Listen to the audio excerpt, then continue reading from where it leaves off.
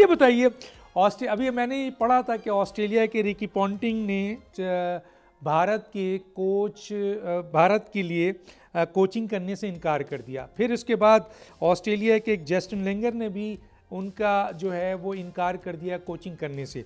तो सर मेरा जो यहाँ सवाल है, एक तो ये है कि क्यों भारत से कोई नाराज़ है ऑस्ट्रेलिया जो कोचिंग करने से मना कर रहा है। एक दूसरा सवाल मेरा ये है सर कि जब भारत और पाकिस्तान में बेहतरीन क्रिकेटर मौजूद हैं, एक्स्ट्रा ऑर्डिनरी क्रिकेटर मौजूद हैं, किसी मुल्क से कम नहीं है वो, तो फिर क्या वजूहत है कि हम फॉरेन कोचेस पर जो है वो भरोसा करते हैं और अपने मुल्क के अहम तरीन खिलाड़ियों को जो है वो साइड लाइन कर देते हैं।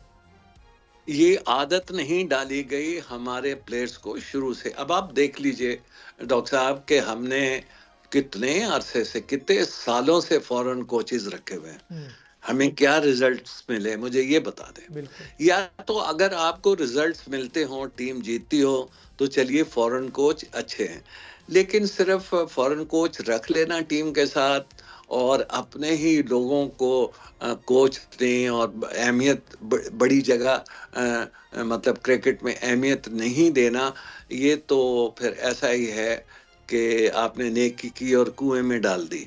मेरा ये ख्याल है कि अब अगर रख लिए हैं कोच तो चलिए, अब हो गए हैं, लेकिन कोशिश ये कीजिए हमेशा पाकिस्तानी प्लेयर्स को आप कोच रखें, वही आपके लिए ज़्यादा अच्छे भी साबित होंगे और उनको अपने मुल्क से लगाव है। दूसरे जो कोच बाहर से आते हैं उनको आपके मुल्क से क्या लगाव होगा मुझे ये बताए। वो तो आपको बताएगा, बता के चला जाएगा और फिर ये जो है जवाब दे वो नहीं होंगे, बल्कि आप उनसे पूछेंगे ये क्या हुआ, तो वो फिर ब्लेम गेम शुरू हो जाते हैं। बात यह है क्रिकेट में इस किस्म की चीज़ें नहीं होनी चाहिए। आप कोशिश करें कि अपने लोग रखें ताकि जवाब जो है अपने प्लेयर भी दें और अपना कोच भी दे।